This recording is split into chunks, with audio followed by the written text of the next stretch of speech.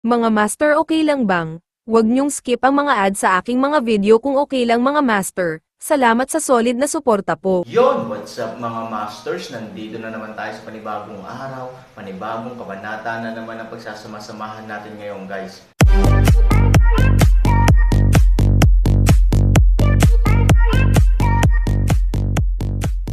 Bali mga masters, kung bago ka pa lang po sa aking YouTube channel, please click the subscribe button, lalong-lalo na po yung notification bell guys, para maging connected pa rin tayo sa isa't isa at maging updated kayo sa mga susunod ko pang video. Bali mga masters, bago natin umpisahan ng kwento ay mag-shoutout po muna tayo para sa mga solid nating tagapakinig. Shoutout kay Chris Abanador at shoutout kay Jeps Ignacio. Yun na nga mga masters, no? Bali hindi na ito patagalin. In 3, 2, 1, let's go! This guy Han Sanchen actually used this method. Umaasa siya sa potensyal ng kanyang buong katawan upang makamit ang isang baligtad sa kanyang buhay. Siya ay napakatalino. Sa itaas ng langit, halatang napansin ito ng matanda na nagwawalis ng sahig at ng aklat ng 8 kapanglawan. Naiintindihan ko, para sa isang taong may antas ng 8 desolasyon na makalangit na aklat, natural na mauunawaan ng isang tao ang kahulugan nito kaagad sa sandaling siya ay mapaalalahanan.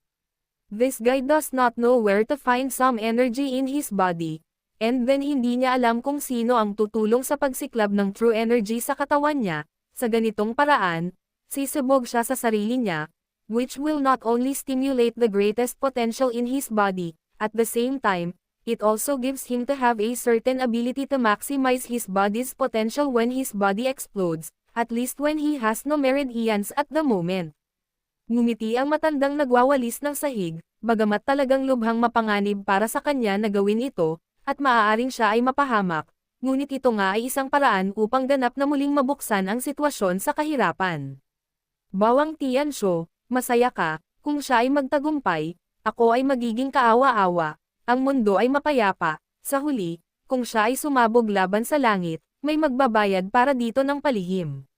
Mapait na ngumiti ang matandang nagwawalis ng sahig, kung ganun gusto ko rin tumulong, pero kahit gustuhin ko ay hindi ko magawa, ikaw lang ang may tamang oras at lokasyon. Ang galing mo talagang magsalita, kung ako ang malas, ako na lang ang malas, nakuha mo lahat sa tamang oras at sa tamang lugar.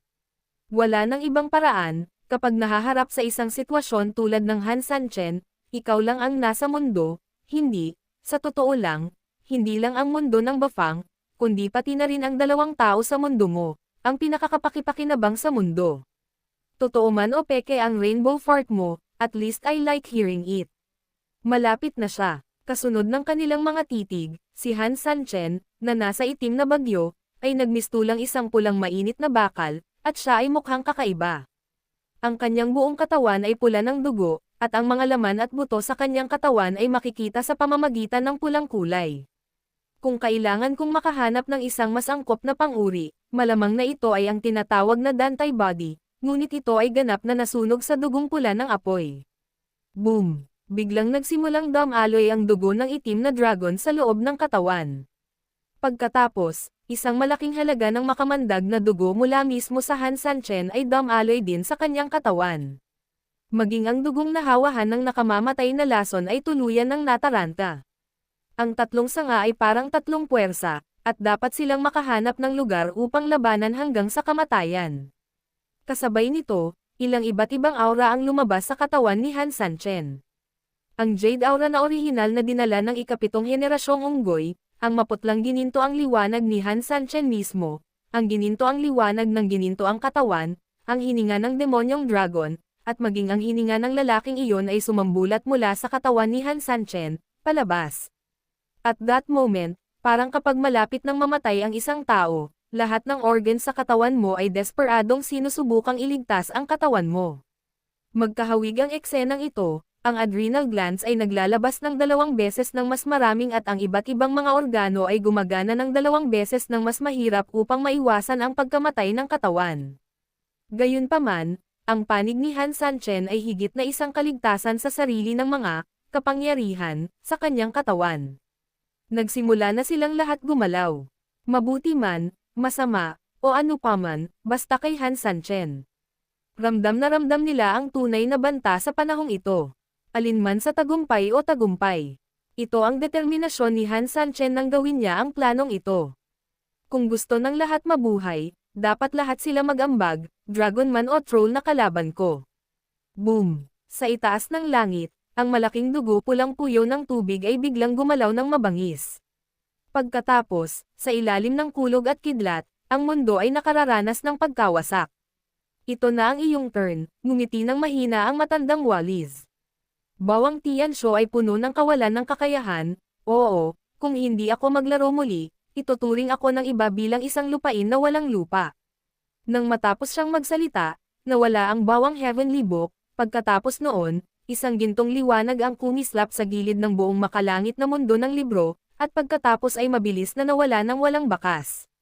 Sa mga ordinaryong tao, parang walang nangyari, ngunit para sa mga may mataas na paglilinang at nakakadama nito, ang daigdig ng aklat ng langit sa panahong ito ay ganap na naiiba sa dati. Masasabi pa nga na sa isang iglap, biglang tumaas ng ilang level ang level ng Heavenly Book World. Bumagsak ito ng buo. Ang marahas at hindi mapakali na dugo pulang puyo ng tubig ay nagpatatag, at mga pagsabog ng gintong liwanag ang sumabog sa buong paligid. Pagkatapos, isang stream ng dugo red energy ang lumabas mismo mula sa gitna ng vortex at direktang bumaril sa katawan ni Han Sanchen sa itim na bagyo. Tawag. Para itong liwanag ng Buddha na nagniningning sa buong lugar, at parang haligi ng dugo na direktang tumatama. Ang sinag ng enerhiya na iyon ay mahusay na kaibahan sa katawan ni Han Sanchen. Ang dalawang bagay na pulang dugo, sa sandaling iyon, ay tila isang katawan lamang. Ikaw bastard, pinilit mo talaga akong protektahan ka sa ganitong paraan. Isang boses ang umalangaw-ngaw sa hangin. Kung gising pa si Han Sanchen sa mga oras na ito, tiyak na makikita niya na ang pinagmulan ng tunog na ito ay walang iba kundi ang sinaunang troll. Some pain it. Umungal siya, at pagkatapos, isang malaking itim na enerhiya ang lumabas mula sa katawan ni Han Sanchen, na kumalat para isama ang kanyang buong katawan. At pagkatapos mabalot ng itim na enerhiyang ito, ang mga halijing pulang dugo na ginawa sa puyo ng tubig ay biglang nagbago ng kulay. Hindi naman ganoon kapula ang dugo, ngunit may posibilidad na maging itim na pula. Ang kabuuang anyo ay nagsimula ring maging matatag, ang puyo ng tubig sa langit ay umiikot pa rin, ngunit ito ay lumiliko ng napakabagal at napakatahimik. Ang mga panlabas na bagyo ay lumiliko pa rin, ngunit ito ay malinaw din na ang pangkalahatang sitwasyon ng bagyo ay nagsimulang maging matatag. Ang troll na iyon ay maaaring isang malaking instability factor para sa Han Sanchen tuwing weekdays, at ito ay maaaring maging isang malaking problema para sa Han Sanchen sa maraming mga kaso, ngunit kahit papaano sa ngayon, ang hakbang ni Han Sanchen ay ganap na nabura ang firepower, ay gagawin ang mga troll na kailangang tumulong. Kung ang katawan ay nawala, ang kapalaran ng troll ay tiyak na hindi kasing simple ng pagkawala ng mga pagpigil. Hindi man siya kawawa gaya ng demonyong dragon, tiyak na masisira ang kanyang sigla. Ito ay tulad ng isang taong bumabalot sa iyo sa isang bomba, at pinipili ng bomba na sumabog, paano ka magiging okay ang taong nasa loob ng bomba?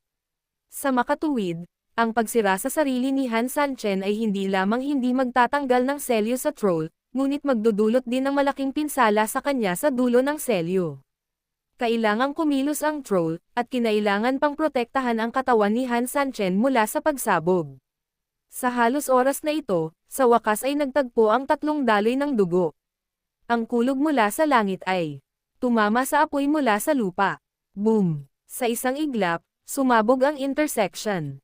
Tatlong hibla ng Blood Guard laban sa tatlong tigre, at hindi nila papakawalan ang sinuman.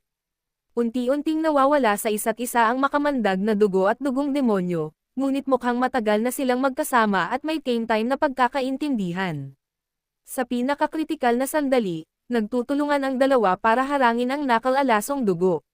Bagamat hindi ito mapipigilan, maari man lang itong labanan. Ngunit malinaw naman, ito ay malayo sa sapat. Kung ang lason ay hindi maalis, kung gayon ang lahat ay walang kabuluhan. Kaya, ito ay tila back to square one. Ngunit maaaring ito ay halatang imposible. Si Han Sanchen ay gumawa ng labis na pagsisikap, nagplano ng napakatagal, at nakatanggap pa ng napakaraming pambubugbog, paano siya nakaka-relax para lang mapanatili ang kanyang orihinal na anyo. Kung talagang makasabog, ito ay magpapagana sa katawan. Bilang karagdagan sa mga troll na kailangang lumabas upang protektahan siya, ang pinakamahalagang bagay ay ang katawan ni Han Sanchen ay ganap na nakatalikod sa pagsabog. Ang espiritual na enerhiya sa mundo ng aklat ng langit ay gumagalaw ng baliw, patuloy na bumubuhos sa katawan ni Han Sanchen sa pamamagitan ng itim na haligi. At ang mga ito, para sa Han Sanchen, ay ang kabisera na ganap na pinipigilan ang Jido sa tug of war. Sa patuloy na pag-agos ng mga enerhiyang ito at ng itim na enerhiya na ibinibigay ng mga troll, ang makamandag na dugo at ang dugo ng dragon ay nagsimulang unti-unting bumuo ng isang kalamangan, na itinutulak ang makamandag na dugo sa lahat ng paraan. Pagkatapos, ang napakalaso na dugo ay ganap na itinulak sa huling gilid. Tila napagdesisyonan na ang kabuoang sitwasyon. Ngunit para sa Han Sanchen, ito ay malayo sa sapat. Kung sugpuin mo lang ang lason, wala lang. Hindi yon ang gusto niya. Ang gusto niya ay gawing magandang regalo ang lason. Wow! Sa ilalim ng proteksyon ng lahat ng partido, hindi lamang matagumpay na nakaligtas si Han Sanchen sa ganap na mapanganib na panahon, ngunit nabawi rin ang kanyang kamalayan sa panahong ito. Bagamat ang katawan ay parang bakal na pula. Hindi lang kita crush, kakainin kita. Malamig na ngumiti si Han Sanchen. Sa susunod na segundo, tumayo siya at pinatumba ang 5 elemento ng Divine Stone gamit ang isang pitik ng kamay.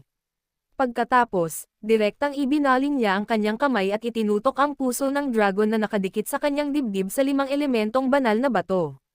Sa totoo lang, sa simula pa lang, nang malaman ni Han Sanchen na malapit nang sumabog ang kanyang katawan, inilabas niya ang puso ng dragon. Dahil pinili mong maging isang bata na umaasa sa Diyos para sa pagkain, paano ka hindi maglalabas ng isang bagay kapag kumakain at kumain nito ng sabay-sabay upang tumaba?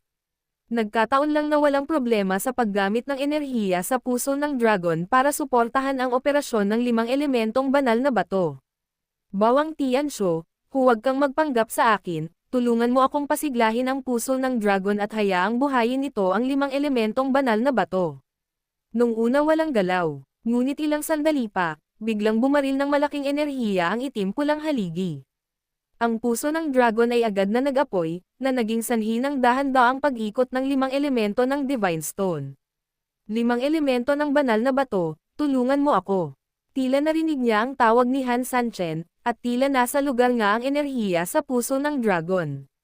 Sa susunod na segundo, ang 5 elemento ng banal na bato ay direktang umiikot, at ang 5 kulay na liwanag ay kumikinang ng maliwanag.